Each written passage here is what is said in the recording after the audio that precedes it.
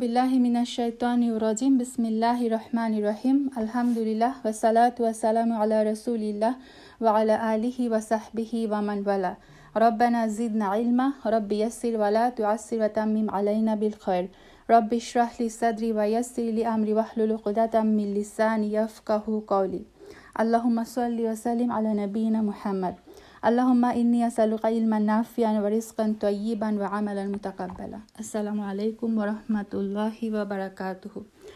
আলহামদুলিল্লাহি রাব্বিল আলামিন।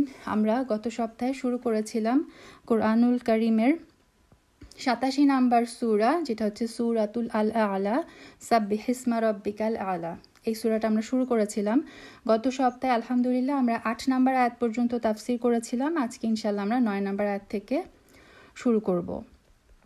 কোরআনের এই সূরাগুলো, কিছু সূরা দেখবেন যে সূরা সাব্বাহা বা সাব্বিহ বা সুবহানা দিয়ে শুরু হয়। এই সূরাগুলো একটা স্পেশাল নাম আছে, এগুলোকে বলা হয় আল মুসাব্বিহাত। আল মুসাব্বিহাত মানে যেই সূরাগুলা এই সাব্বাহা বা এই রিলেটেড, সেই সূরাগুলোকে বলা হয় আল মুসাব্বিহাত। তো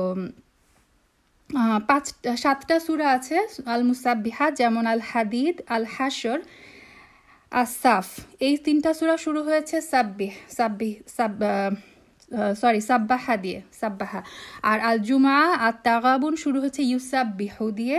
আর আল ইসরা শুরু হয়েছে সুবহানা দিয়ে। আর সূরা আল আলা শুরু হয়েছে সাব্বিহ, এই ফর্ম দিয়ে। তো একই ভার্ব সাব্বাহা থেকে এই 7টা সূরা শুরু হয়েছে। মনে রাখবেন, জাস্ট এই সূরাগুলোকে বলা হয় আল মুসাব্বিহাত।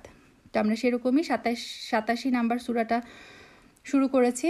একটু যদি জাস্ট ব্যাকগ্রাউন্ডে যাই, গতদিন আমরা দেখে এসেছিলাম যে সূরাটা শুরুই হয়েছিল আল্লাহ আযজা ওয়া জাল আদেশের মাধ্যমে, যে সাব্বিহ মানে তুমি পবিত্রতা ঘোষণা করো, তুমি প্রশংসা করো কার?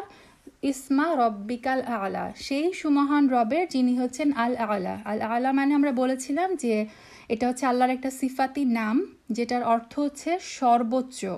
এবং আল্লাহর এই আল আলা 3টা অর্থে ইউজ হয়। 1 নম্বর হচ্ছে আল্লাহ সমস্ত সৃষ্টির ঊর্ধ্বে অবস্থান করছেন, আমরা জানি আল্লাহর আরশের আজিমের উপর অবস্থান করছেন, এবং আল্লাহর সৃষ্টির সর্বোচ্চ অবস্থানে হচ্ছে আরশ। আল্লাহর আরশের উপরে কিন্তু আল্লাহ, এর উপরে আর কিচ্ছু নাই।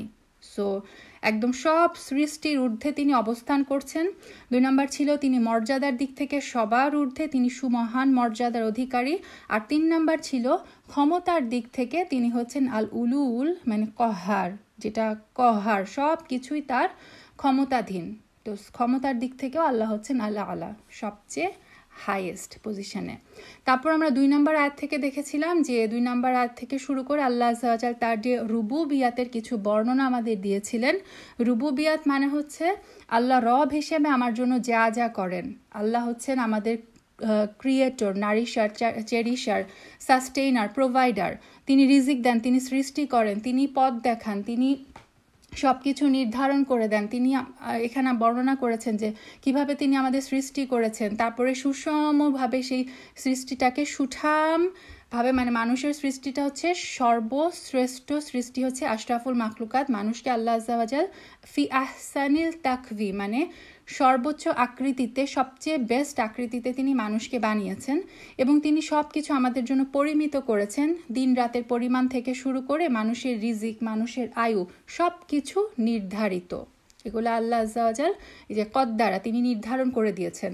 তারপর তিনি আমাদেরকে পথ দেখিয়েছেন, আমাদের সামনে 2টা পথ দেখিয়েছেন, যে একটা হচ্ছে জান্নাতে যাওয়ার রাস্তা, আরেকটা হচ্ছে জাহান্নামে যাওয়ার রাস্তা। এবং আল্লাহ আযজা ওয়া জাল আমাদেরকে 2টা পথ দেখিয়ে ছেড়ে দিয়েছেন, যে ফাহাদাইনাহু নাজদাইন, তোমাদেরকে আমরা 2টা পথ দেখিয়ে দিলাম, যে এই পথগুলো মানে যার যেটা খুশি সেই রকম সে পথ সে বেছে নাও। কেউ হয়তো শাকির, যে হচ্ছে মানে শুকুরের পথ, যে শুকরিয়ার পথ বেছে নিয়ে জান্নাতের রাস্তায় চলে যায়। আর কেউ হচ্ছে কাফুর, কেউ হচ্ছে অবিশ্বাসের পথটা অবলম্বন করে। তারপর আল্লাহ আযজা ওয়া জাল বলেছেন যে তিনি শুধুমাত্র মানুষের জন্য না, আমাদের জন্য যে গবাদি পশুগুলো সৃষ্টি করেছেন, সেই গবাদি পশুগুলোর যে খাওয়া, যে তৃণ আলমারা, সেটাও তিনি মাটি থেকে বের করে আনেন। এবং একসময় আমরা দেখতে পাই যে আজকে যে তৃণলতাগুলো, ঘাসগুলো সবুজ শস্য শ্যামলা আমরা বলি, কয়েক মাস পরে আমরা দেখি কি সেই সবুজ ঘাসগুলো শুকিয়ে যায়, এবং শুকিয়ে সে একদম কালো ধূসর বিবর্ণ আকার ধারণ করে। এটা থেকে আল্লাহ আযজা ওয়া জাল আমাদেরকে মনে করিয়ে দেন যে মানুষের জীবনটা হচ্ছে এরকম একটা সাইকেলের মধ্যে চলে। একটা সময় সে শিশু থাকে, একদম অবুঝ, সে কোনো কিছু নিজে নিজে করতে সক্ষম না। তারপর একটা সময় সে কিশোর হয়, যৌবনে সে পদার্পণ করে, যখন তার অবস্থাটা হচ্ছে শস্য শ্যামলা তৃণলতার মতো।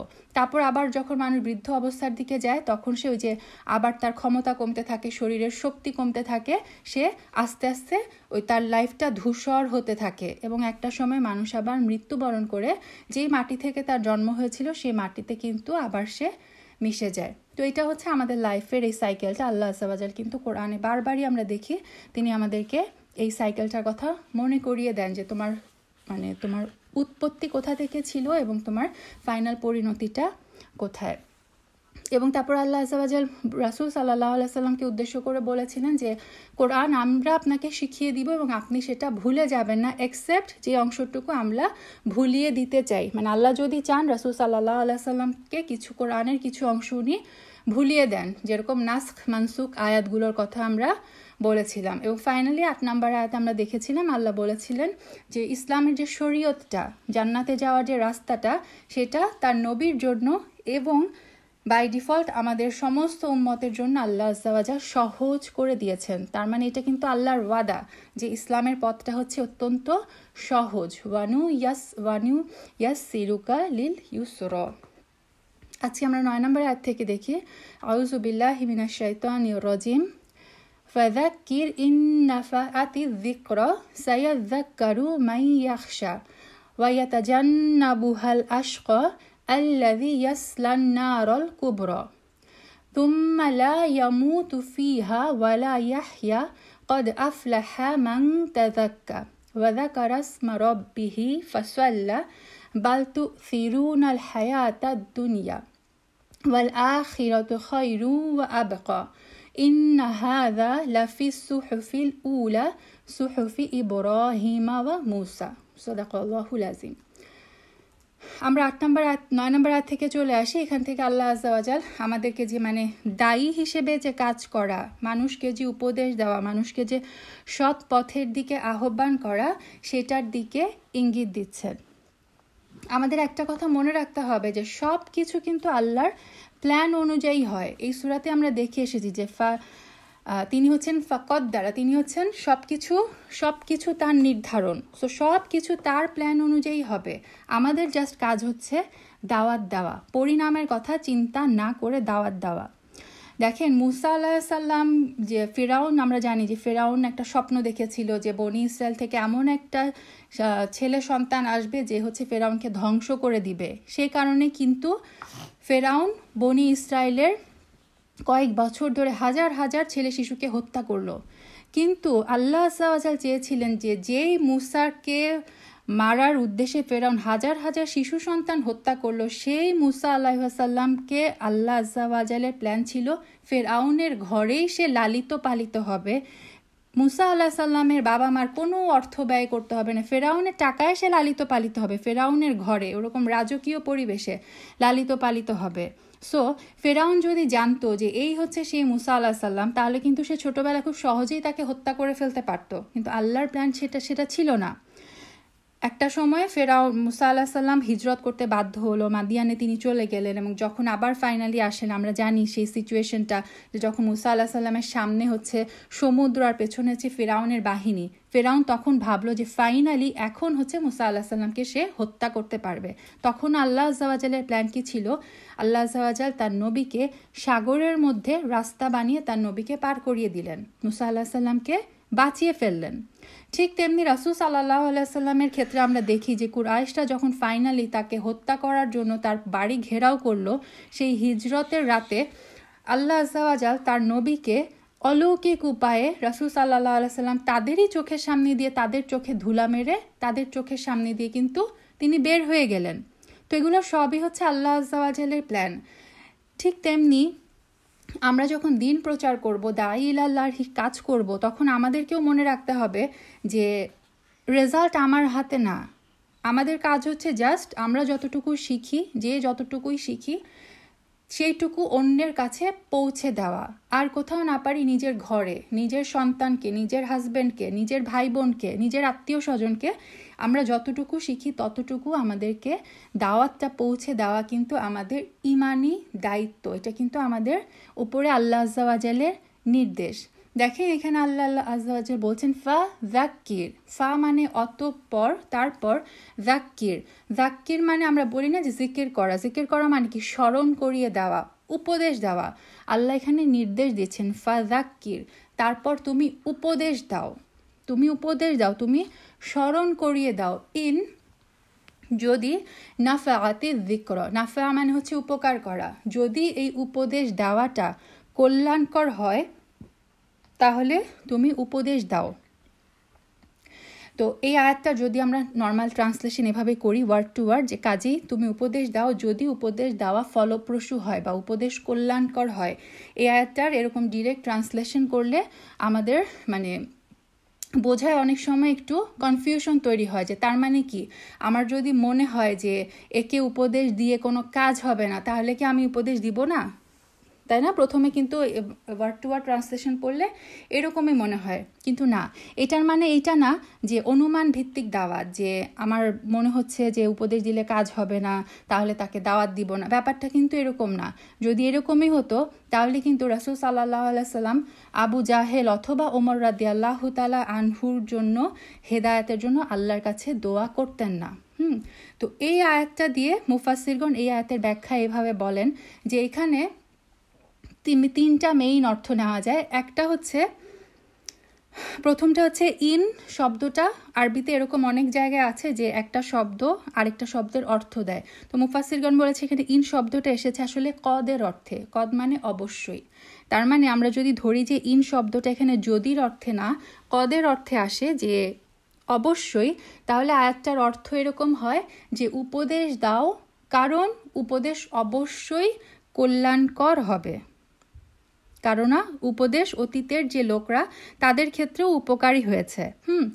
তো এই আয়াতটা যেসব মুফাসসিরগণ আয়াতটা যারা এইভাবে ট্রান্সলেশন করে তাদের যুক্তিটা হচ্ছে, দেখেন ফর এক্সাম্পল আমি কাউকে দিনের দাওয়াত দিচ্ছি, যদি সে আমার দাওয়াতটা গ্রহণ করে সত্যি সে আল্লাহর মানে আল্লাহ তাকে হেদায়াত করে এবং সে সত্যি সৎ পথে চলতে শুরু করে, তাহলে কিন্তু উপকারটা আমাদের দুই পক্ষের জন্যই।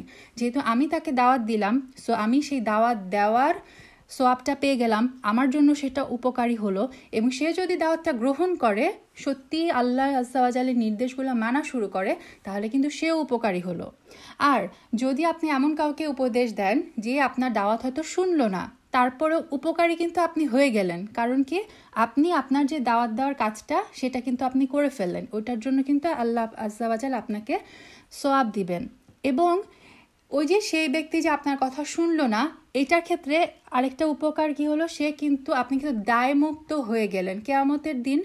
এটা খুব ভয়ঙ্কর কথা, স্পেশালি আমরা যারা কাফিরদের দেশে বিধর্মীদের মধ্যে থাকি। কিয়ামতের দিন ধরেন আপনার কোনো খুব মানে যার সাথে আপনি খুব চলাফেরা ছিল দুনিয়াতে, আপনার খুব বন্ধুত্ব ছিল, আপনারই কোনো ক্লোজ আত্মীয় স্বজন, আপনারই কোনো বন্ধু বান্ধব যাদের সাথে আপনি মানে খুব চলাফেরা ছিল আপনার, তাদেরকে যদি আপনি দিনের দাওয়াত না দেন, কিয়ামতের দিন তারা আল্লাহর কাছে অভিযোগ করবে যে আমি তো ওর সাথে দুনিয়াতে চলাফেরা করতাম কিন্তু সে তো কখনো আমাকে ইসলামের দাওয়াত দেয়নি, সে কারণে আমি দাওয়াত প্রাপ্ত হইনি। এটা কিন্তু খুব ভয়ঙ্কর একটা অভিযোগ হবে। সো আপনি যদি কাউকে দিনের দাওয়াত দেন তাহলে সেই দায় মুক্তিটা কিন্তু আপনার হয়ে গেল।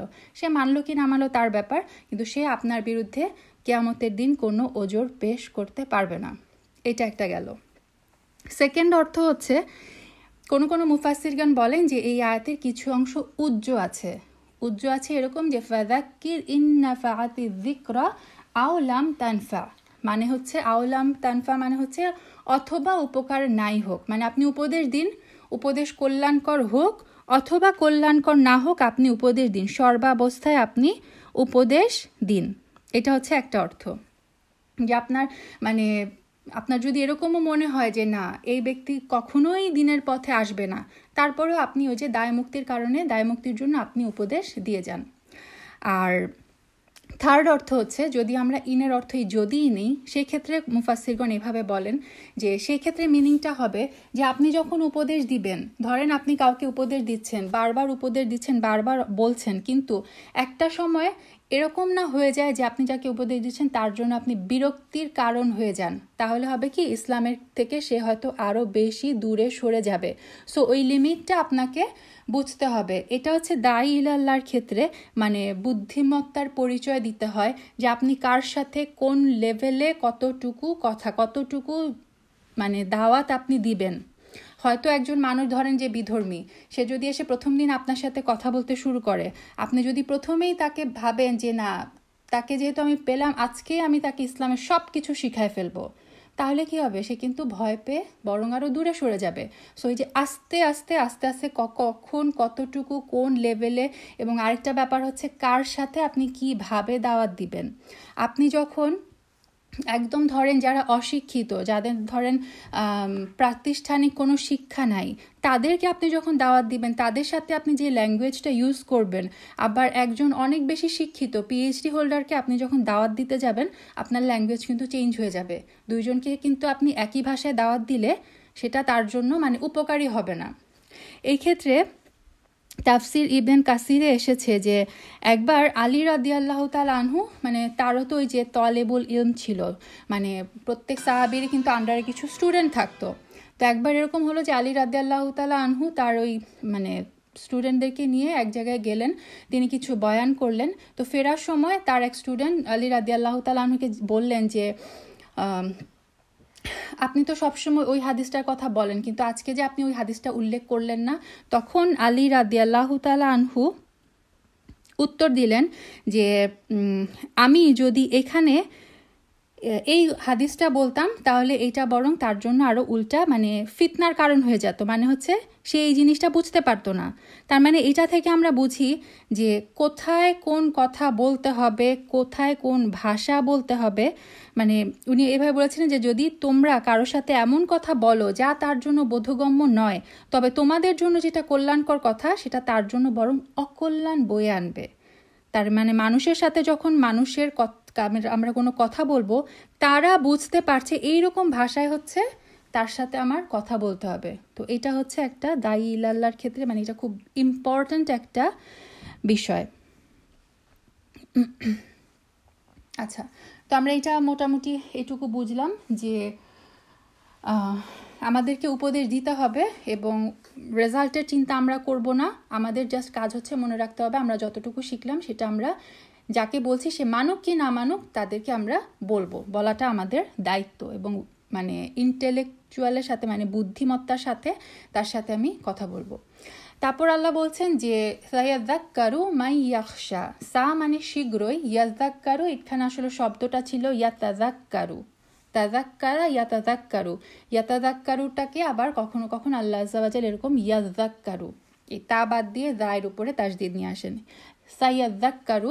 অতএব শীঘ্রই উপদেশ নিবে বা শিক্ষা নিবে কে, মাই ইয়াখশা, মানে যে ইয়াখশা মানে ভয় করে। তার মানে এই যে আমরা উপদেশ দিব, আমরা যদি দেখি যে না আমাদের উপদেশে কাজই হচ্ছে না, কেউ কথাই শুনছে না, তখন আমাদের মনে রাখতে হবে হতাশ হওয়ার কিছু নাই। আমার উপদেশ থেকে বা আল্লাহ আযজা ওয়া জালের যে হেদায়েতগুলো, আল্লাহ আযজা ওয়া জালের যে বাণীগুলো, সেগুলো কার মনে দাগ কাটে, যে ভয় পায়, যে পরকালের ভয় করে, যে জান্নাত জাহান্নামে বিশ্বাসী, যার আল্লাহর উপর ঈমান আছে, যার তাকওয়া আছে, যার হিসাবের ভয় আছে, যার মধ্যে জবাবদিহিতার ভয় আছে, সে অবশ্যই একদিন না একদিন সেই উপদেশ গ্রহণ করবেই।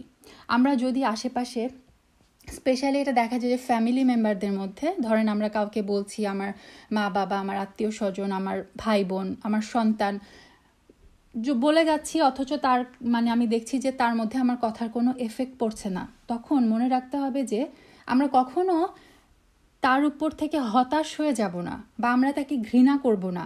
আমরা যদি দেখি যে আমাদের মানে খুব পরিচিত কেউ ধরেন অ্যালকোহলে আসক্ত অথবা অ্যালকোহল বিজনেসের সাথে জড়িত বা যে কোনো সুদের সাথে বা ঘুষের সাথে যদি সে জড়িত, আমরা কি করব, আমরা মনে রাখবো যে সে হচ্ছে রোগীর মতো, তার চিকিৎসা দরকার। একজন ভালো চিকিৎসক হচ্ছে সে যে হচ্ছে সর্বাত্মক চেষ্টা করে রোগীকে বাঁচানোর। সো আমাদেরকেও চেষ্টা করতে হবে একদম লাস্ট পর্যন্ত তাকে এই দিনের দাওয়াত তাকে বোঝানোর চেষ্টা করা। আমরা কারো উপরে মানে জোরাজুরি করতে পারবো না, আবার কারো উপর থেকে আমরা হতাশও হয়ে যাব না। ধীর স্থিরতার সাথে আমাদের কি করতে হবে, তাকে দিনের দাওয়াত দিয়ে যেতে হবে। তো এই যে দিনের এই আয়াতগুলো হচ্ছে মানে দাওয়াতের প্রক্রিয়া বোঝানোর আয়াত। তো আল্লাহ আযজা ওয়া জাল যেন আমাদেরকে দিন বোঝার এবং এই দাওয়াতের যে প্রকৃত মেথড সেটা বোঝার যেন তৌফিক দান করেন। আমাদের মনে রাখতে হবে যে আমরা হয়তো দেখছি যে কেউ হয়তো এখন আল্লাহকে ভয় পাচ্ছে না, কিন্তু হয়তো তার মৃত্যুর আগে আল্লাহ তাকে এমনভাবে হেদায়াত করবেন যে সে হয়তো আমার চেয়েও ভালো মুমিন হয়ে যেতে পারে। সো আমরা কখনোই দাওয়াত দেওয়ার ক্ষেত্রে আশা হারাবো না। তারপর আল্লাহ আযজা ওয়া জাল আরও বলছেন যে আর এই যে শিক্ষা যে ভয় করলো সে তো শিক্ষা নিয়ে নিবে, কিন্তু ওয়া ইয়াতাজান্নাবুহাল আশকা, ওয়া এবং ইয়াতাজান্নাবুহা মানে হচ্ছে পাশ কাটিয়ে যাওয়া, এড়িয়ে যাওয়া। এই দাওয়াত থেকে, এই যে আল্লাহর দ্বীনের কথাগুলো থেকে পাশ কাটিয়ে যাবে। কে পাশ কাটিয়ে যাবে? আশকা। আশকা মানে হচ্ছে যে হচ্ছে চরম হতভাগ্য, যে হচ্ছে হতভাগা, যাকে সালাতের কথা বললে বলে আরে রাখেন তো, আমি আগে হাতের কাজটা সেরে নেই। অনেক সময় আমাদের দেখা যায় যে স্পেশালি আমরা যারা বাইরের দেশে থাকি, যেখানে আমরা 5 ওয়াক্ত আজান শুনি না, যেখানে হয়তো আমরা বিধর্মীদের মধ্যে অফিসে যখন কাজ করতে হয়, তখন অনেক সময় দেখা যায় যে মানে সলাতের জন্য যে কাজের মধ্য থেকে, মিটিংয়ের মধ্য থেকে টাইম বের করে সলাতটা আদায় করবে, এটাই অনেকের জন্য একটা বিশাল চ্যালেঞ্জ হয়ে যায়। সো অনেকেই কী করে, তখন ওই স্রোতের গায়ে গা ভাসিয়ে দেয় যে সমস্যা নাই, বাসায় যেয়ে আমি একবারে 5 ওয়াক্ত সালাত একবারে কাজা পড়ে নিব। তো আল্লাহ আযজা ওয়া জাল বলে দিচ্ছেন যে এরা কিন্তু নিতান্তই হতভাগা। যারা পাশ কাটিয়ে যায় তারা হচ্ছে নিতান্তই হতভাগা, তারা এই উপদেশকে উপেক্ষা করবে এবং এরা হচ্ছে বদনসিব। এবং এদের অবস্থানটা কি? আল্লাযী, এরা ইয়াসলান নারল কুবরা। ইয়াসলা হচ্ছে দাখালা, দাখালারই আরেকটা মানে প্রতিশব্দ। ইয়াসলা মানে প্রবেশ করা। যে প্রবেশ করবে কোথায়? আন্নার, আগুনে প্রবেশ করবে। এবং সেই আগুনেরও আল্লাহ একটা সিফাত দিয়ে দিচ্ছেন, সেই আগুনটা হচ্ছে আল কুবরা। কুবরা মানে হচ্ছে দ্য বিগেস্ট, মানে একদম ভয়াবহ সেই আগুনের উত্তাপ। আল্লাহুম্মা আজিনা মিনান, আল্লাহ যেন আমাদেরকে সেই আগুন থেকে রক্ষা করেন। তো আমরা দেখলাম যে এই উপদেশ গ্রহণ করে না সে হচ্ছে হতভাগা, এবং তার পরিণতিটা হচ্ছে সে হচ্ছে ভয়াবহ আগুনে প্রবেশ করবে। তারপর আল্লাহ সেই আগুনের বর্ণনা দিচ্ছে, সুম্মা, তারপর লা ইয়ামুতু ফিহা ওয়ালা ইয়াহইয়া। লা ইয়ামুত, লা ইয়ামুত মানে হচ্ছে সে মরবে না। ফিহা, ফিহা এই হা বলতেই নারকে বোঝানো হচ্ছে। সে এই আগুনের মধ্যে মরবে না, মারা যাবে না। ওয়ালা এবং না ইয়াহইয়া, সে বাঁচবেও না। তার মানে জাহান্নামে এত ভয়াবহ লাইফ হবে, ওটা আসলে জীবন ওটাকে বলা যায় না, কারণ ওইখানে সে না মরার মতো মরবে, না বাঁচার মতো বাঁচবে। চরম নিকৃষ্ট, সবচেয়ে নিকৃষ্ট অশান্তির জীবন হচ্ছে জাহান্নামের জীবন। দুনিয়াতে অনেক সময় আছে যে মানে আমাদের যখন খুব কষ্ট হয়, অনেক কিছু হয়, তখন আমরা বলি যে এই জীবন মানে এই জীবনের চেয়ে মৃত্যু ভালো। নাউজুবিল্লাহ। দুনিয়াতে আপনি যতই কষ্টে থাকেন না কেন, জাহান্নামের কষ্টের তুলনায় এই দুনিয়ার কষ্ট কিছুই না। আবার দুনিয়াতে আপনি যতই শান্তিতে, যতই আরামে, আল্লাহর যতই নিয়ামতের মধ্যে থাকুন না কেন, জান্নাতের নিয়ামতের তুলনায় কিন্তু এই দুনিয়ার নিয়ামত কিছুই না। আল্লাহ যেন আমাদের সবাইকে জান্নাতুল ফেরদৌস দান করেন, আল্লাহুম্মা আমিন। তো আল্লাহ বলছেন যে জাহান্নামের জীবনটা এরকম হবে, জাহান্নামীদের ব্যাপারটা হবে যে তারা মরবেও না, তারা বাঁচবেও না। আবু সাঈদ আল খুদরি রাদিয়াল্লাহু তাআলা আনহু থেকে বর্ণিত একটা হাদিস আছে, তিনি বলেন রাসূলুল্লাহ সাল্লাল্লাহু আলাইহি সাল্লাম বলেছেন, কিয়ামতের দিনে মৃত্যুকে একটা সাদা মেষের আকৃতিতে উপস্থিত করা হবে। মানে এই যে আমরা বলি যে সে মারা গেছে, যে মৃত্যু যে জিনিসটা, মৃত্যু যে এন্টিটিটা, এটাকে আল্লাহ আযজা ওয়া জাল কি করবেন, কিয়ামতের দিনে একটা মেষ মানে মহিষের আকৃতি দিবেন। হ্যাঁ, তারপরে তাকে এই মহিষটাকে জান্নাত এবং জাহান্নামের মাঝামাঝি দাঁড় করানো হবে। তারপরে বলা হবে, মানে একজন ফেরেশতা মেবি বলবেন যে হে জান্নাতীগণ, তোমরা কি একে চিনো? এই কথা শুনে জান্নাতীরা মাথা উঠাবে, মাথা উঠিয়ে একে দেখবে এবং বলবে হ্যাঁ এটা তো মৃত্যু। তারপরে বলা হবে, মানে ওই ফেরেশতা আবার বলবেন হে জাহান্নামীগণ, তোমরা কি একে চিনো? তখন জাহান্নামীরা জাহান্নাম থেকে মাথা তুলে দেখবে এবং বলবে হ্যাঁ এ তো মৃত্যু। তারপরে তাকে নির্দেশ দেওয়া হবে সেটাকে জবাই করার, মানে মৃত্যুটাকে মৃত্যু দেওয়া হবে। এরপরে আর কোনো মৃত্যু অবশিষ্ট থাকবে না, মৃত্যুটাকেই জবাই করা হবে। বর্ণনাকারী বলেন, তারপরে বলা হবে, হে জান্নাতীগণ, মৃত্যু নেই, তোমরা অনন্তকাল এখানে থাকবে। সুবহানাল্লাহ।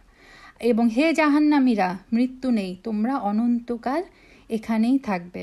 তারপরে রাসূল সাল্লাল্লাহু আলাইহি সাল্লাম সূরা মারিয়ামের একটা আয়াত পাঠ করেন যে, তুমি তাদেরকে সাবধান করে দাও অনুশোচনার দিন সম্পর্কে, যখন সব বিষয়ে ফয়সালা করা হবে, অথচ তারা গাফিলতির মাঝে নিপতিত হয়ে আছে এবং ঈমান গ্রহণ করছে না।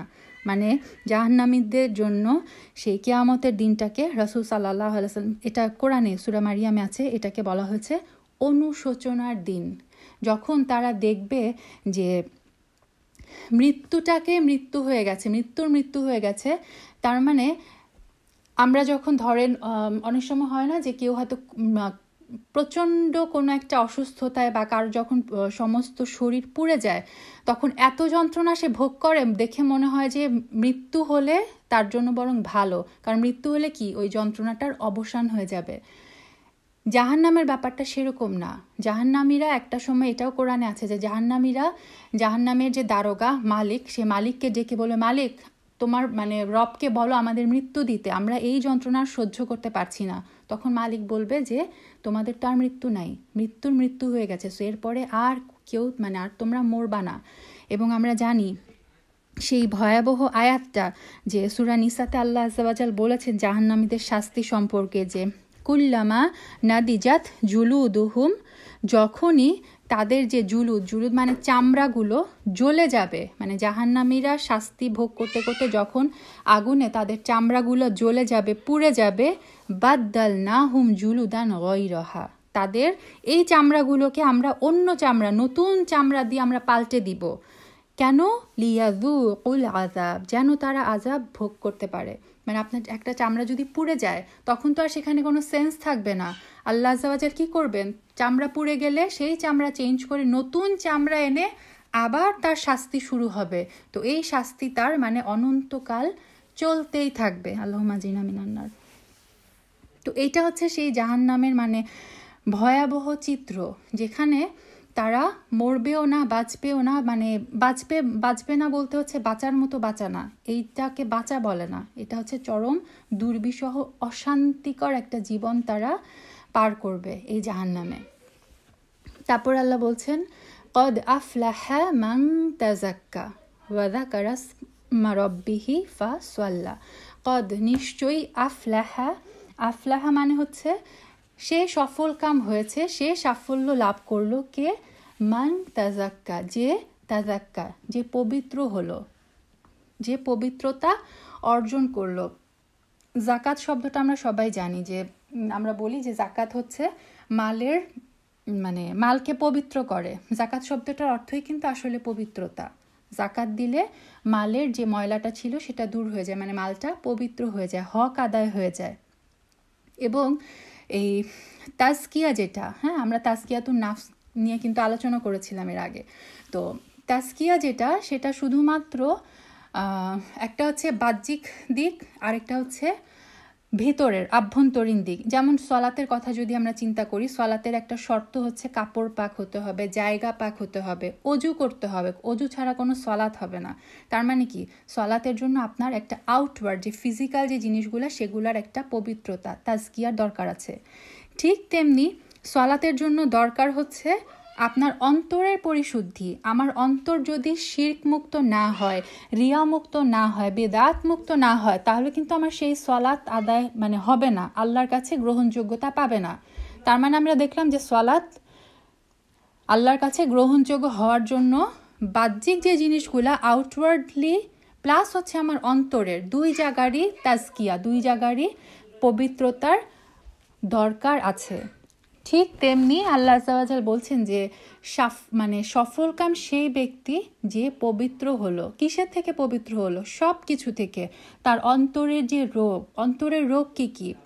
যেমন হিংসা, তারপরে রাগ, অভিমান, অহংকার, শাহাওয়াত, মনের যে মানে যা চাইলাম সেটাই করলাম, এগুলো সব হচ্ছে অন্তরের রোগ। কামনা, বাসনা, প্রবৃত্তি, এগুলোকে সব কিছুকে একটা মানুষ যখন পরিশুদ্ধ করতে পারে, তার মানে কথাবার্তা, তার চালচলন, তার মানুষের প্রতি যে অ্যাটিটিউড, সব কিছু, তার কাজে কর্মে, তার ইবাদতে, সব কিছুতে একটা মানুষ যখন তাজকিয়া অর্জন করতে পারে তখনই একজন মানুষ কিন্তু সফল কাম হতে পারে।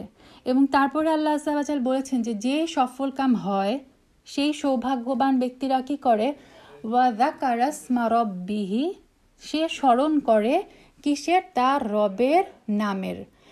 এই সূরাটা কিন্তু শুরুই হয়েছিল সাব্বিহিসমা রাব্বিকাল আ'লা, তুমি তোমার আলা রবের নামের স্মরণ করো।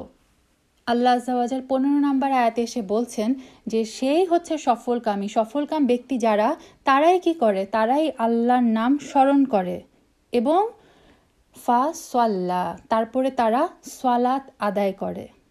তার মানে প্রথমে আল্লাহ বললেন যে মানে সে তোমার যে মানে তাজকিয়া, হ্যাঁ, পরিশুদ্ধতা, তারপরে পরিশুদ্ধতার পরে সে কি করে, তার রবের নাম স্মরণ করে এবং সালাত আদায় করে। তার মানে এই যে একটা হচ্ছে ইমান আর একটা হচ্ছে আমলে সালেহ, কোরআনে কিন্তু সব সময় পাবেন এই দুইটা একসাথে, যে মান আমানু ওয়া আমিলুস সালেহ, যে ইমান আনলো এবং ভালো কাজ করলো। তো কেউ যদি বলে যে আমার অন্তর পবিত্র, আমার অন্তর সাফ, সো আমার আর সালাত আদায় করার দরকার নেই, কেউ বলে যে পর্দা হচ্ছে মনের পর্দাই আসল পর্দা, সো আর আমার ফিজিক্যাল পর্দা করার দরকার নেই, এই আয়াতগুলো হচ্ছে তার প্রমাণ যে আল্লাহ আযজা ওয়া জাল শুধু বলে নাই যে তুমি তাজকিয়াতুন নাফস করে বসে থাকো, কোনো আমলে সালেহ করো না। ইসলাম কিন্তু এটা না, ইসলাম দুইটারই নাম, ইমানও আনতে হবে, সাথে সাথে ভালো কাজও করতে হবে। আল্লাহ আযজা ওয়া জাল বলে দিলেন যে সে তার রবের নামের স্মরণ করে, জিকির করে এবং সে সালাত আদায় করে, সে তার সালাতের হেফাজত করে। এটা হলো এই আয়াতের মানে তাফসিরুল মানে আম, সাধারণভাবে তাফসির। আর এই আয়াতের একটা এই দুইটা আয়াতে 14 আর 15 নম্বর আয়াতে একটা তাফসির খস, মানে একটা পার্টিকুলার একটা ক্ষেত্রকে, একটা ইভেন্টকে কেন্দ্র করে কেউ কোনো মুফাসসিরগণ বলেন যে এই আয়াত দুটাকে আমরা দেখতে পারি কিসের ক্ষেত্রে। তারা বলেন যে এই যে এখানে বলা হলো যে কদ আফলাহা মান তাযাক্কা, এই যাকাত মানে এই যে জাকাতটা, এই জাকাতটা হচ্ছে জাকাতুল ফিতর। হ্যাঁ, ঈদুল ফিতরের দিন আমরা জানি যে সালাতের আগে, ঈদের নামাজের আগে জাকাতুল ফিতর দেওয়া হয়। তো কোনো মুফাসসিরগণ এই আয়াতটাকে বলেছেন যে এই আয়াতের আমরা একটা তাফসিরুল খস, মানে একটা পার্টিকুলার ঈদুল ফিতরের ক্ষেত্রে আমরা এই আয়াত দুইটাকে ধরতে পারি যে সে কি করবে, সে সফল কাম যে ব্যক্তি এই জাকাতুল ফিতর দিল, তারপরে ওয়াদা কারাস মারব্বি, সে তার রবের জিকির করলো, মানে যে ঈদের যে তাকবীর আমরা দেই, আল্লাহু আকবার আল্লাহু আকবার, লা ইলাহা ইল্লাল্লাহ ওয়াল্লাহু আকবার আল্লাহু আকবার ওয়ালিল্লাহিল হামদ, সে কি করে, ঈদের তাকবীর দিতে থাকে এবং তারপরে ফাসাল্লাহ, তারপর সে ঈদের সালাত আদায় করে। তো দুইটার মধ্যে কোনোটার মধ্যে আসলে প্রবলেম নেই। আমরা যদি তাফসিরুল আমটা ধরি সেটার মধ্যে কিন্তু এই খসটা ইনক্লুডেড। তো আমি জাস্ট বলে রাখলাম, কারণ কোনো তাফসিরে ব্যাপারটা এইভাবেও আসে যে এটা পার্টিকুলারলি ঈদুল ফিতরের দিকে মানে ইঙ্গিত দেওয়া হয়। আল্লাহু আলাম। আচ্ছা, 16 নম্বর আর 17 নম্বর আয়াতটা আমাদের মানে দৈনন্দিন জীবনের জন্য, প্রত্যেকটা মিনিটের জন্য অত্যন্ত গুরুত্বপূর্ণ দুইটা আয়াত এবং খুবই ভয়ের দুইটা আয়াত, যে আল্লাহ আযজা ওয়া জাল বলে দিচ্ছেন বাল, মানে এটা অনেকটা আফসোস বা রিয়েলিটি হচ্ছে এই ধরনের মিনিং দিচ্ছে, যে কিন্তু তোমাদের ব্যাপারটা হচ্ছে এরকম যে তুসিরুনাল হায়াতাদ দুনিয়া, তুসিরুনা আহসারা ইউসিরু মানে হচ্ছে প্রাধান্য দেওয়া, প্রায়োরিটি দেওয়া। আল্লাহ আযজা ওয়া জাল এতগুলা কথা বলে আসলেন, কে সফল কাম, কে হতভাগা, জাহান্নামের এরকম হবে শাস্তি। তারপরে আল্লাহ বললেন যে আফসোস হচ্ছে বরং তোমাদের ব্যাপারটা হচ্ছে এরকম যে তুসিরুনা, তোমরা প্রাধান্য দাও, প্রায়োরিটি দাও আল হায়াতাদ দুনিয়া। হায়াতাদ দুনিয়া এটা আমরা সবাই বুঝি, এটা হচ্ছে দুনিয়ার জীবন। মানুষের ব্যাপারটাই হচ্ছে আমরা হচ্ছি বেশিরভাগ মানুষ, আমরা দুনিয়ার জীবনটাকেই প্রায়োরিটি দেই, প্রাধান্য দেই, অথচ ওয়াল আখিরাতু খায়রু ওয়া আবকা, আল্লাহ বলে দিচ্ছেন অথচ আখিরাতটাই হচ্ছে খয়র হচ্ছে উত্তম, বেটার। এই দুনিয়ার জীবনের চেয়ে আখিরাতের জীবনটাই হচ্ছে বেটার। এবং আবকা হচ্ছে অধিক স্থায়ী, ইসম তাফতিল। দুনিয়ার জীবনটা হচ্ছে খুব ক্ষুদ্র, আখিরাতের জীবনটা হচ্ছে বেটার এবং অধিক স্থায়ী। অথচ মানুষ আমরা এত বোকা, আমরা প্রায়োরিটি দিই কিন্তু এই দুনিয়ার জগৎটাকে। আমাদের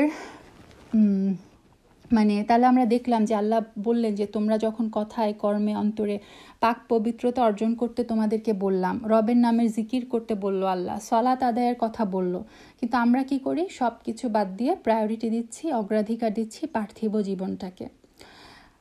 আমাদের লাইফে প্রত্যেকটা সেকেন্ডে যে কোনো ডিসিশনের ক্ষেত্রে সব সময় দুইটা জিনিস আমাদের চোখের সামনে চলে আসে, হ্যাঁ, মানে সবসময় থাকে, আমরা আসলে দেখি না, বাট দুইটা জিনিস সবসময় আমাদের যে কোনো ডিসিশনে থাকে।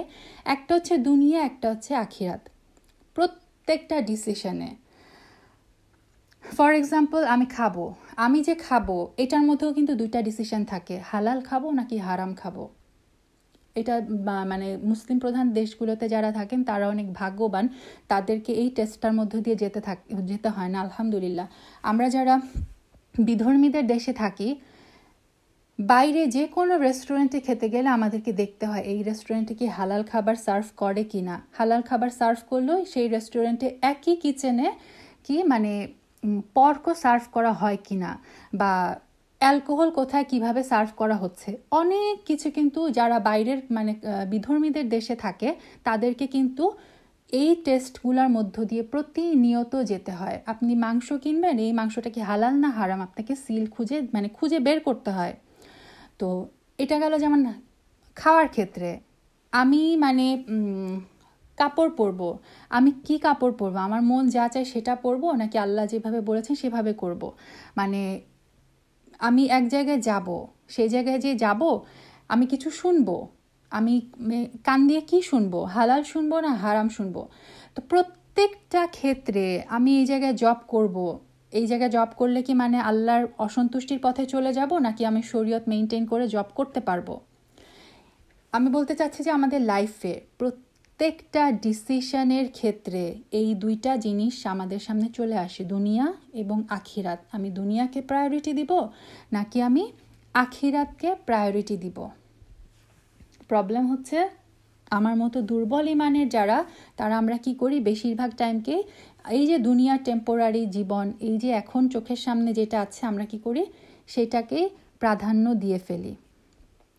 সূরা নাজিয়াতে আল্লাহ আযজা ওয়া জাল এই যে দুনিয়ার আর আখিরাতের এই প্রায়োরিটি ব্যাপারটা আর একটু মানে খুব সুন্দরভাবে বলেছেন যে ফাআম্মা মান তাগা, তারপরে যে হচ্ছে তাগা মানে সীমালঙ্ঘন করে, বাড়াবাড়ি করে, ওয়া আসার আল হায়াত আর দুনিয়া, যে দুনিয়ার জীবনটাকে আসার মানে যে সেম শব্দটা এসেছে প্রাধান্য দেয়, আল্লাহ এখানে ডিরেক্ট বলে দিয়েছেন ফাইন্নাল জাহিমা হিয়াল মাওয়া, তার আবাসস্থল, তার পরিণতি হচ্ছে জাহান্নাম। যে দুনিয়ার জীবনকে প্রায়োরিটি দিবে তার আবাসস্থল হচ্ছে জাহান্নাম। তারপর আল্লাহ বলেছেন পক্ষান্তরে ওয়া আম্মা মান খাফা মাকামা রাব্বিহি, মানে যে হচ্ছে তার রবের সামনে যে দাঁড়াতে হবে সেই দিনটাকে ভয় করে, ওয়া নাহান নাফসে আনিল হাওয়া, এবং এই যে মনের যে কামনা বাসনা প্রবৃত্তি, এই হাওয়াকে যে নাহা মানে বশ করতে পারে, বিরত রাখতে পারে, কন্ট্রোল করতে পারে, ফাইন্নাল জান্নাতা হিয়াল মাওয়া, তার আবাসস্থল হবে জান্নাত। সুবহানাল্লাহ। দুনিয়াতে মনে রাখতে হবে হালালের পথ হচ্ছে খুব সংকুচিত, হারামের পথ হচ্ছে মানে প্রাচুর্যময়। আমাদের ওস্তাদ ডক্টর আব্দুল সালাম আজাদি উনি বলেন যে, স্পেশালি উনি যেহেতু লন্ডনে আছেন, উনি বলেন যে এখানে হালাল 100% হালাল উপায়ে জীবন যাপন করা ফার্স্ট মানে প্রায় অসম্ভব। সিম্পল, আপনি যদি ক্রেডিট কার্ডটা ইউজ করতে যান, বিদেশে ক্রেডিট কার্ডটা ইউজ করা অনেক জায়গায় বাধ্যতামূলক। আপনি কোথাও মানে টিকিট কিনতে যাবেন, এয়ার টিকিট, ক্রেডিট কার্ড ছাড়া আপনি টিকিট কিনতে পারবেন না। সেই ক্রেডিট কার্ডও যখন একটা মানুষ নেয় ব্যাংক থেকে, সেটারও যে সমস্ত ক্লজ থাকে সেগুলোও যদি মানুষ ঠিকমতো খেয়াল না করে, ওইটার মধ্যেও কিন্তু মানুষ হারামে ইনভলভ হয়ে যায়। তো এরকম প্রত্যেকটা জিনিসের ক্ষেত্রে হালালের পথটা হচ্ছে আমাদের জন্য দিন দিন সংকুচিত হয়ে আসছে, হারামের পথ হচ্ছে খোলা। সব জায়গায় মানে হারাম করাটা খুব ইজি। দুনিয়াতে মানে যে ঘুষ, সুদ, মানে কেউ একটু ভালো থাকার জন্য খুব সহজেই কি করে, ঘুষের সাথে জড়িয়ে পড়ে, সুদের সাথে জড়িয়ে পড়ে। অনেক সময় দেখা যায় যে একটা সত্য কথা বললে হয়তো আমি মানে মিথ্যা বলে আমি বেঁচে যাব, সত্য কথা বললে হয়তো আমাকে একটু তিরস্কার শুনতে হবে, হয়তো আমাকে একটা জায়গা থেকে মানে একটু অপমানিত হতে হবে। সেই মুহূর্তে আমরা ভুলে যাই যে এই সত্য বলার কারণে দুনিয়ায় হয়তো আমি ক্ষতিগ্রস্ত হব, কিন্তু আখিরাতে এই সত্য বলার কারণেই আমি সম্মানিত হব। আর যেই মিথ্যাটা বলে দুনিয়াতে আমি বেঁচে যাচ্ছি, এই মিথ্যাটার কারণে আল্লাহ কিন্তু আমাকে কিয়ামতের দিন পাকড়াও করবেন। সো আমরা এই দুনিয়াবি এই ছোট্ট সাময়িক যে চোখের সামনে দেখতে পাচ্ছি এই লাভটার কথা চিন্তা করে আমরা ওই যে অনন্তকালের যে আখিরাত, যেটা খয়র এবং যেটা আবগা, যেটা হচ্ছে চিরস্থায়ী, সেই আখিরাতের কথা কিন্তু আমরা ভুলে যাই। সূরা তুরে আল্লাহ আযজা ওয়া জাল জান্নাতীদের মধ্যে, জান্নাতে যখন জান্নাতীরা যাবে, বসে বসে তারা যখন মানে গল্প করবে, তখন তাদের কথোপকথনের একটা ছোট্ট অংশ এনেছেন। সূরা তুরে আল্লাহ বলেছেন যে জান্নাতীরা নিজেদের মধ্যে কথোপকথন করবে, তারা বলবে ইন্না কুন্না ফি আহলিনা মুশফিকিন। দুনিয়াতে যখন আমরা ছিলাম আমাদের আহলের মধ্যে, আমাদের ফ্যামিলির মধ্যে, ফ্যামিলির মধ্যে মানে দুনিয়াতে যখন আমরা ছিলাম, আমরা কি অবস্থায় থাকতাম? মুশফিকিন, ভয়ে, খুব ভয়ে ভয়ে থাকতাম আমরা। কিসের ভয় পায় জান্নাতীরা দুনিয়া থাকতে ভয় পায় যে আমার প্রত্যেকটা কাজ, এই যে আমি একটা কথা বললাম, এই যে আমি একটা কাজ করলাম, আমি আল্লাহর অসন্তুষ্টি অর্জন করে ফেললাম না তো? আমি জান্নাত থেকে বের হয়ে যাওয়ার কাজ করে ফেললাম না তো? আমি আমার কাজ দিয়ে জাহান্নাম অর্জন করে ফেললাম না তো? এই ভয়টা হচ্ছে জান্নাতি যারা ব্যক্তি, তারা দুনিয়াতে সব সময় তাদের অন্তরটা থাকে মুশফিকিন, ভীত, আল্লাহর ভয়ে ভীত। আমরা আমাদের নিজেদের অবস্থান চিন্তা করি। রাসূল সাল্লাল্লাহু আলাইহি সাল্লাম বলেছেন যে মান কানাতিল আখিরাতু হাম্মা মানে হচ্ছে যার দুশ্চিন্তা, যে ব্যক্তির দুশ্চিন্তা হবে, মানে সারাক্ষণ তার চিন্তা হবে আখিরা, মানে যে সারাক্ষণ যে আখিরাতের চিন্তায় যে ব্যক্তি ব্যস্ত থাকবে। হাদিসটা এত সুন্দর, মানে হাদিসের ভাষাটা এত সুন্দর। জাআলাল্লাহু, আল্লাহ তার জন্য বানিয়ে দিবেন গিনাহু ফি কলবিহি। সুবহানাল্লাহ। আল্লাহ তার কি করবেন? তার যে কলব, তার অন্তরে আল্লাহ গিনাহ দিয়ে দিবেন। গিনাহ মানে কি? গিনাহ মানে হচ্ছে অভাব মুক্ত। তার অন্তরটাকে আল্লাহ করে দিবেন অভাব মুক্ত। অন্তরে অভাবমুক্ত হওয়া মানে কিন্তু এটা না যে কারি কারি টাকা দেওয়া, না। অন্তরে অভাবমুক্ত হয়ে যাওয়া মানে হচ্ছে আল্লাহ আযজা ওয়া জাল যতটুকু দিবেন ততটুকুতেই মানুষ সন্তুষ্ট থাকবে। তখন আর তার এই চাই চাই চাই এই ভাবটা থাকবে না।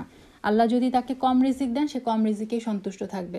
আল্লাহ যদি তাকে অনেক রিজিক দেন, সে সেটাতেই সন্তুষ্ট থাকবে। সর্বাবস্থায় তার অন্তরের হচ্ছে মানে সে অন্তরের ধনী। ফি কলবিহি মানে গিনাহু ফি কলবি। আল্লাহ যাতে আমাদের সবাইকে কলবের মধ্যে গিনাহ দেন, আল্লাহুম্মা আমিন। তারপর রাসূল সাল্লাল্লাহু আলাইহি সাল্লাম বলছেন এই হাদিসে, ওয়া জামাআ লাহু, আল্লাহ তার জন্য জমা করে দিবেন শামলাহু ওয়া আতাতহু দুনিয়া ওয়া হিয়া রাগিমা। সুবহানাল্লাহ। সেই মানে আল্লাহ সেই ব্যক্তির অন্তরটাকে অভাবমুক্ত করে দিবেন এবং তার দুনিয়ার সমস্ত কাজগুলোকে আল্লাহ একদম সুবন্দোবস্ত করে দিবেন এবং তার চোখে দুনিয়াটা হয়ে যাবে নগণ্য। হ্যাঁ, মানে দুনিয়া তার পিছন পিছন ঘুরবে। সে চাবে আখিরাতের চিন্তা, কিন্তু দুনিয়া তার পিছন পিছন ঘুরবে। সুবহানাল্লাহ। আর পরের কথাটা ভয়াবহ। ওয়ামান কানাতি দুনিয়া হাম্মাহু, আর যে ব্যক্তির সারাক্ষণের চিন্তা হবে দুনিয়া, যে সারাক্ষণ দুনিয়া করবে, জাআলাল্লাহু ফাকরাহু বাইনা আইনাইহি, আল্লাহ তার দুই চোখের মাঝখানে সব সময় ফকিরি, গরিবি ঝুলিয়ে রাখবেন। মানে কি? তার হয়তো একটা বাড়ি আছে, তার মনে হবে একটা বাড়িতে আমার হবে না, আমার আরও চাই। তার দুইটা গাড়ি আছে, তার আরও চাই। মানে তাকে আল্লাহ যতই দেখ, তার দুই চোখের মাঝখানে আল্লাহ ফকিরি ঝুলিয়ে রাখবেন। তার অন্তর কখনো পরিতৃপ্ত হবে না। এবং ওয়াফাররাকা আলাইহি শামলাহা ওয়ালাম ইয়াতিহি মিনাদ দুনিয়া ইল্লা মা কুদ্দিরালা, তার কাজগুলোকে আল্লাহ তাআলা এলোমেলো ছিন্ন বিচ্ছিন্ন করে দিবেন, যা তার জন্য নির্দিষ্ট রয়েছে দুনিয়াতে, সে এর চাইতে আর বেশি পাবে না। মানে তার কোনো কিছুতে আল্লাহ বারাকা দিবেন না। যে ব্যক্তি দুনিয়া দুনিয়া করে, আল্লাহ আজ্জা ওয়াজাল মানে সে সব, তার অন্তর সব সময় অভাব, মানে দুই চোখের মাঝখানে সে সারাক্ষণ অভাবই দেবে, এটা অন্তরের অভাব। দুনিয়াতে মানে তার কোটি কোটি টাকা থাকলেও তার অন্তর সবসময় আরও চাই আরও চাই, এই জিনিসটা থাকবে। এবং তার কোনো কিছুতে আল্লাহর যে বারাকা, আল্লাহর যে নেয়ামত, সেই জিনিসটা হচ্ছে আর থাকবে না। সুবহানাল্লাহ।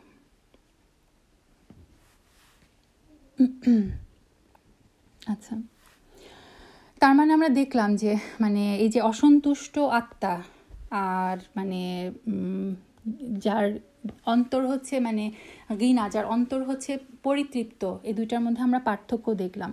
তো আল্লাহ আজ্জা ওয়াজাল যেন আমাদেরকে মানে সত্যটা সত্য, মানে ওই বলেন যে আরিল হাক আল হাক্কা, যেটা হক যেটা সত্য সেটা সত্যর মতো করে দেখার চোখ যেন আল্লাহ আজ্জা ওয়াজাল আমাদেরকে দেন। সূরা তাকাসুরেও যেমন আল্লাহ বলেছে যে তোমরা সবসময় প্রাচুর্যতার মানে একে অপরের সাথে প্রাচুর্যতার যে প্রতিযোগিতায়, সেটার মধ্যে তোমরা ডুবে থাকো। কতক্ষণে মানুষ এই প্রতিযোগিতায় ডুবে থাকবে? হাত্তা যুরতুমুল মাকাবির, যতক্ষণ না তোমরা তোমাদের কবরের জিয়ারত করবে। মানে কবরে পৌঁছানো পর্যন্ত হচ্ছে মানুষ এই যে প্রাচুর্যতার যে প্রতিযোগিতা, সেটার মধ্যে মানুষ কবরে যাওয়ার আগ পর্যন্ত লিপ্ত থাকবে। আল্লাহ আজ্জা ওয়াজাল যেন আমাদেরকে এর হাত থেকে রক্ষা করেন। দুনিয়াকে যেন আমরা প্রায়োরিটি না দিয়ে আখিরাতকে যেন আমরা প্রায়োরিটি দেওয়ার সেই তৌফিক, সেই অন্তর যেন আল্লাহ আজ্জা ওয়াজাল আমাদেরকে দেন। আমরা মানে এই কারণেই বলা হয় যে বারবার জান্নাতের আয়াতগুলা, জাহান্নামের আয়াতগুলা বারবার পড়া, জাহান্নামের যে শাস্তিগুলা সেইগুলো বারবার এগুলা নিয়ে চিন্তা করা। কারণ রাসূল সাল্লাল্লাহু আলাইহি সাল্লামকে বলা হয়েছে নাযীর ওয়া বাশির, জান্নাতের সুসংবাদদাতা এবং জাহান্নামের তিনি সতর্ককারী। কোরআনেও বারবার এই যে স্পেশালি যে 30 পারার সূরাগুলোতে আমরা দেখি যে জান্নাত জাহান্নামের বর্ণনা আসে। কেন আসে? আসে হচ্ছে আমাদের ইমানগুলোকে মজবুত করার জন্য।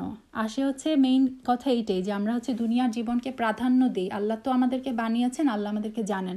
সো বারবার আল্লাহ আজ্জা ওয়াজাল আমাদেরকে এইটাই দেখানোর চেষ্টা করে যে তোমার আখিরাতের জীবনটাই হচ্ছে স্থায়ী, ওইটাই হচ্ছে উত্তম। সো তুমি আখিরাতের জন্য কাজ করো। আমরা অনেক শাস্তির কথা জানি, যে সমস্ত শাস্তির কারণে মানুষ জান্নাতের সুঘ্রাণও পাবে না। জান্নাতে যাওয়া তো দূরের কথা, জান্নাতের যে সুঘ্রাণ সেটাও তারা পাবে না। যেমন কিছু কিছু ওয়াইফের কথা বলা হচ্ছে যে যারা হাজব্যান্ডের কাছে কথায় কথায় উইদাউট এনি রিজন ডিভোর্স চায়, তারা হচ্ছে তাদের একটা শাস্তি হচ্ছে তারা জান্নাতের সুঘ্রাণও পাবে না। আবার যে সমস্ত পুরুষরা দায়ুস হচ্ছে তারা যাদের ফ্যামিলিতে ওয়াইফ বা তাদের মেয়েরা বেপর্দা হয়ে ঘুরে বেড়াচ্ছে, অথচ তারা কিছু বলছে না, তাদের কোনো মাথা ব্যথা নাই যে তাদের ফ্যামিলির ওয়াইফরা মানে কিভাবে বেপর্দা হয়ে ঘুরে বেড়াচ্ছে। এরা হচ্ছে দায়ুস। তো দায়ুসদেরও শাস্তি হচ্ছে তারা জান্নাতের সুঘ্রাণও পাবে না। এবং জাহান্নামীদের যে মানে ভয়াবহ শাস্তির বর্ণনা, সবচেয়ে ভয়াবহ শাস্তিটা আমার কাছে লাগে যে সূরা মুতাফফিফিনে আল্লাহ আজ্জা ওয়াজাল যে শাস্তিটার কথা বলেছেন যে কাল্লা ইন্নাহুম আর রব্বিহিম ইয়াউমা ইযিন লামাহজুবুন। কাল্লা মানে হায় আফসোস, ইন্নাহুম নিশ্চয়ই তারা, আর রব্বিহিম তাদের রবের কাছ থেকে, ইয়াউমা ইযিন সেই দিন, কিয়ামতের দিন, লামাহজুবুন তাদের আর তাদের রবের মাঝখানে হিজাব থাকবে। মানে কি?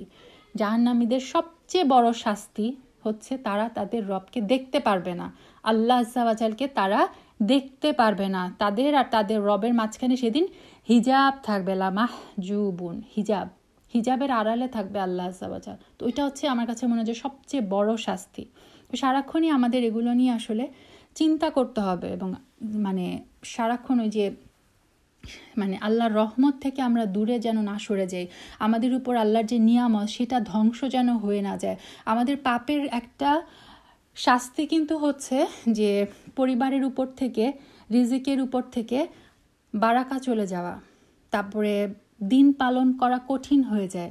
অনেক সময় দেখবেন যে সলাত পড়তে পারছি না, সলাতে কোনো তৃপ্তি পাচ্ছি না, সলাতের জন্য উঠতে অনেক কষ্ট হচ্ছে, ওয়াক্ত চলে যাচ্ছে, আমি মানে অলসতা চলে আসে, যাচ্ছা মাত্র তো আজান দিল, আর একটু পরে পড়ি, কোরআন পড়তে ভালো লাগে না।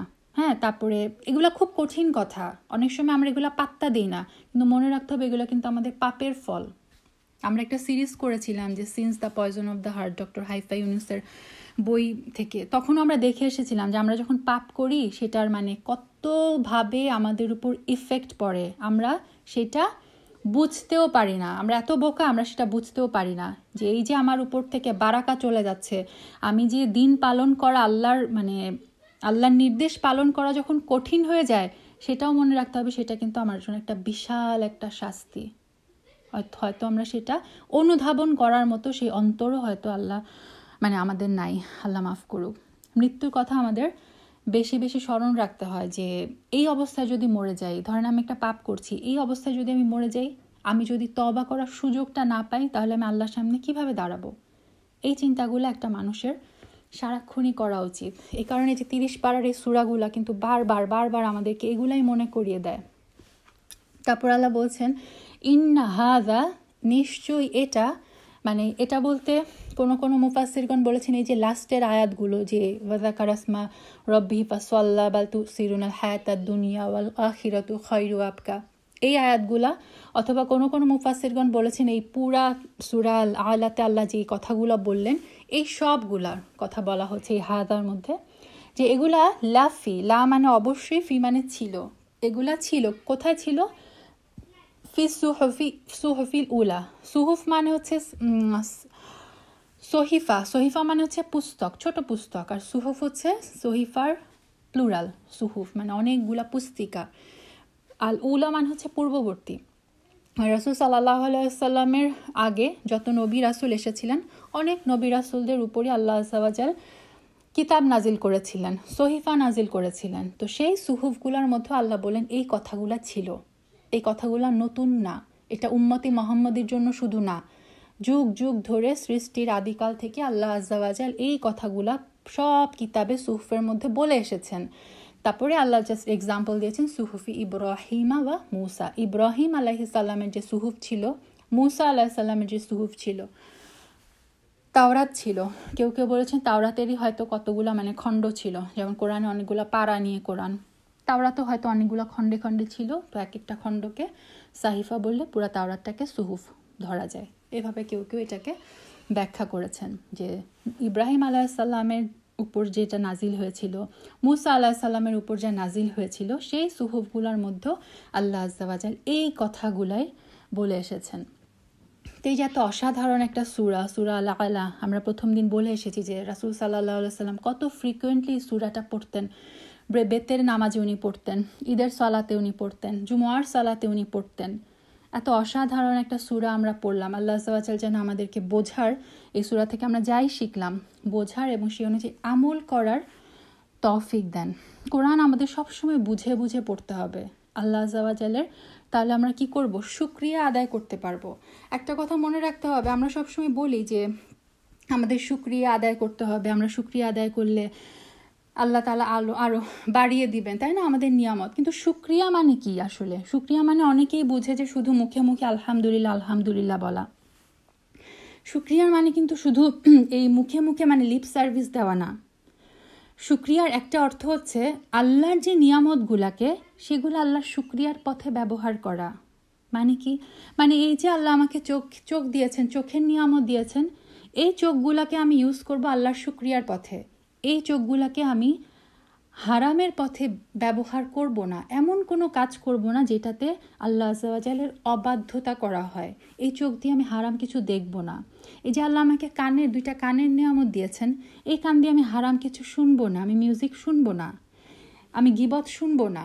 এই যে মুখ আল্লাহ আমাকে দিয়েছেন, এই মুখ দিয়ে আমি আল্লাহ আযজা ওয়া জাল অসন্তুষ্টিকর যে মিথ্যা বলা, যে গীবত করা, এগুলো আমি করব না। হ্যাঁ, এই হাত যে দিয়েছেন, এই হাত দিয়ে আমি এমন কোনো কাজ করব না যেটাতে আল্লাহ নাশুকরি হয়ে যায়। এই পা দিয়ে আমি এমন কোথাও যাব না যেখানে গেলে আল্লাহ আযজা ওয়া জালের নাশুকরি হয়। এইগুলা হচ্ছে আল্লাহর যে নিয়ামত, সেগুলাকে আল্লাহর শুকরিয়ার পথে ব্যবহার করাটাও কিন্তু আল্লাহর শুকরিয়া আদায় করা। কিন্তু এই যে আমরা এত কিছু শুনি, এত জায়গায় এত লেকচার শুনি, তারপরেও কি আমরা বুঝি? তারপরেও হচ্ছে আমরা কি করি, গুনাহ করে ফেলি। কারণ আমরা মানুষ, রাসূল সাল্লাল্লাহু আলাইহি ওয়াসাল্লাম বলেই গেছেন যে কুল্লু বানি আদম খাত্তা, প্রত্যেকটা বনি আদম গুনাহ করবেই। তারপর আমাদের যখন গুনাহ হয়ে যাবে, আমরা যখন কোনো পাপ করে ফেলবো, তখনও আমাদের অন্তরে মানে যে একটা আশা, আমরা তখন আমাদের মানে বলবো যে আমার এমন একজন রব আছেন যিনি হচ্ছেন আল গফফার, তিনি হচ্ছেন আল গফুর, তিনি হচ্ছেন আল আফু, তিনি হচ্ছেন আত তাওয়াব, তিনি হচ্ছেন আর রহমান, তিনি হচ্ছেন আর রহিম।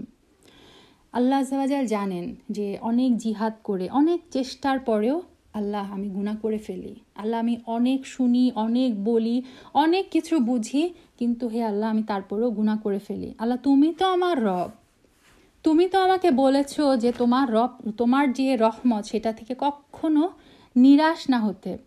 একটা গল্প শুনেছিলাম যে একজনকে জাহান্নামে নিয়ে যাওয়া হচ্ছে, তো সে লোকটা বারবার পিছনে ফিরে তাকাচ্ছে। তো আল্লাহ আযজা ওয়া জাল ফেরেশতাদেরকে বললেন যে তুমি ওকে আমার কাছে নিয়ে আসো। তাকে যখন নিয়ে আসা হলো, আল্লাহ সেই বান্দাকে জিজ্ঞেস করলেন, বান্দা তুমি কেন ফিরে ফিরে তাকাচ্ছ? তখন সেই বান্দা জবাব দিল, আল্লাহ কোরআনে তো আমি একটা আয়াত পড়েছিলাম, সূরা জুমারের সেই আয়াতটা, মানে এই আয়াতটাকে অনেকেই বলেছে এটা হচ্ছে কোরআনের সবচেয়ে বেশি আশা জাগানিয়া আয়াত হচ্ছে সূরা জুমারের 53 নম্বর আয়াত, যে আয়াতে আল্লাহ বলেছেন কুল ইয়া ইবাদি, কুল বলো, ইয়া ইবাদি হে আমার দাস, হে আমার বান্দা, ইবাদিয়াল্লাযীনা আসরাফু আলা আনফুসিহিম।